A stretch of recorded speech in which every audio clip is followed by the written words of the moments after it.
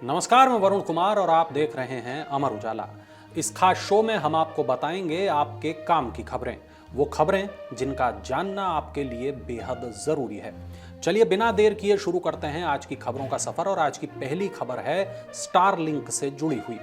भारत सरकार ने अमेरिकी कारोबारी एलन मस्क की कंपनी स्टारलिंक को देश में सैटेलाइट इंटरनेट सेवा शुरू करने के लिए हरी झंडी दिखा दी है।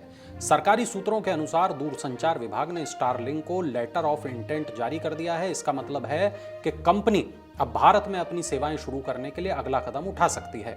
आमतौर पर इंटरनेट देने वाले सैटेलाइट धरती से करीब 36,000 किलोमीटर दूर होते हैं। वहीं स्टारलिंक का नेटवर्क लो अर्थ ऑर्बिट में है, जो केवल 550 किलोमीटर ऊपर है। इस समय स्टारलिंक के पास 7,000 सैटेलाइट का नेटवर्क है, लेकिन आने वाले वक्त में इसे 40,000 सैटेलाइट तक बढ़ाने की योजना है। भारत और पाकिस्तान के बीच बढ़ते तनाव के चलते बुधवार को दिल्ली सराफा बाजार में सोने की कीमतों में जबरदस्त उछाल देखा गया। सोना 1,000 रुपए चढ़कर 1,750 रुपए प्रति 10 ग्राम पर पहुंच गया। इससे पहले मंगलवार को सोने का बंद भाव 99,750 रुपए था। यह बढ़त निवेशकों की तरफ से सुरक्षित निवेश के तौर पर सोना खरीदने के वजह से आई है। आज गुरुवार को दिल्ली में सोने का भाव खबर लिखे जाने तक 99,060 रुपए पर था। चांदी की कीमतों में भी तेजी देखी गई है। चांदी बुधवार को 440 रुपए महंगी होकर 98,940 रुपए प्रति किलोग्राम पर पहुंच गई। मंगलवार को इसका भाव 98,500 रुपए था। हालांकि अंतर्राष्ट्रीय बाजारों में चांदी के दाम थोड़ा गिरे हैं। गुरुवार को चांदी का भाव 99,000 रुपए पर बना हुआ है। माना जा रहा है कि पीएम किसान योजना की 20वीं किस्त जून में जारी हो सकती है। हालांकि अभी आधिकारिक जानकारी का इंतजार है। जिन किसानों ने आधार को बैंक खाते से लिंक नहीं कराया तो किस्त अटक सकती है। भू सत्यापन नहीं कराने पर और ई-केवाईसी नहीं कराने पर भी पीएम किसान योजना की 20वीं किस्त अटक सकती है। अगर आपने ये चीजें नहीं कराई हैं तो करा लें, ताकि पीएम किसान योजना का पैसा वक्त से ही आपके खाते में पहुंच जाए। आपको बता दें कि पीएम किसान योजना के अंतर्गत हर किस्त लगभग 4 महीने के अंतराल पर जारी होती है। मेटा ने मार्च 2025 में बड़ी कार्रवाई करते हुए 23,000 से ज्यादा फेसबुक पेज और अकाउंट को हटा दिया, जो भारत और ब्राजील में लोगों को नकली निवेश योजनाओं और जुए के ऐप के जरिए ठग रहे थे। इन स्कैम में स्कैमर्स ने डीप फेक तकनीक का इस्तेमाल किया और भारत और ब्राजील के लोकप्रिय फाइनेंस कंटेंट क्रिएटर, क्रिकेट खिलाड़ियों और बिजनेस हस्तियों की झूठी तस्वीरें और वीडियो बनाए। इन झूठे प्रचारों के जरिए लोगों को गुमराह कर इन्वेस्टमेंट सलाह के बहाने मैसेजिंग ऐप और नकली गूगल प्ले स्टोर वेबसाइट पर भेजा गया, जहां से उन्हें स्कैम वाले ऐप डाउनलोड कराए गए और लोग इन ऐप्स के चक्कर में फंसकर काफी पैसों का नुकसान उठा बैठे। ब्रिटेन के साथ मुक्त व्यापार समझौते के तहत भारत कुछ सामानों पर ब्रिटेन के उद्योगों को शुल्क में कोई छूट नहीं देगा। जिन सामानों पर शुल्क में छूट नहीं दी जाएगी उनमें हीरे, चांदी, स्मार्टफोन और ऑप्टिकल फाइबर आदि शामिल हैं। वहीं समझौते के तहत ब्रिटेन से आयात होने वाले पेट्रोल और डीजल इंजन वाहनों पर भी शुल्क में सीमित छूट मिलेगी। दोनों देशों के बीच इस पर सहमति बन गई है। भारत और यूके ने मुक्त व्यापार समझौते पर हस्ताक्षर किए हैं, जो 99% भारतीय निर्यात पर शुल्क कम करेगा और तमाम उत्पादों का निर्यात करना आसान बना देगा। इससे दोनों देशों के बीच व्यापार को बढ़ावा मिलेगा। एफटीए का उद्देश्य 2030 तक द्विपक्षीय व्यापार को मौजूदा 60 अरब अमेरिकी डॉलर से बढ़ाकर 2 गुना करना है। अंतर्राष्ट्रीय मुद्रा कोष के नवीनतम विश्व आर्थिक आउटलुक के अप्रैल 2025 के संस्करण के मुताबिक भारत इसी साल जापान को पीछे छोड़ते हुए दुनिया की चौथी सबसे बड़ी अर्थव्यवस्था बन जाएगा। वित्त वर्ष 2025-26 में भारत की जीडीपी 4,187 बिलियन डॉलर रहने की उम्मीद है, जो जापान के संभावित जीडीपी से थोड़ी ज्यादा है।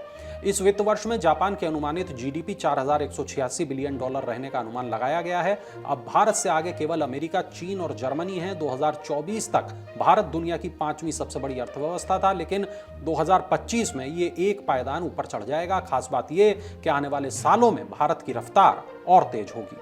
अमेरिका द्वारा दुनिया के विभिन्न देशों पर लगाए गए टैरिफ से वैश्विक स्तर पर व्यापार अनिश्चितता का माहौल है। इसका असर भारत की वृद्धि दर पर भी पड़ने की आशंका है और यही वजह है कि रेटिंग एजेंसी मूडीज ने साल 2025 के लिए भारत की विकास दर के अनुमान को घटाकर 6.3% कर दिया है। मूडीज ने पहले अनुमान जताया था कि 2025 में भारत की जीडीपी 6.5% की दर से बढ़ेगी।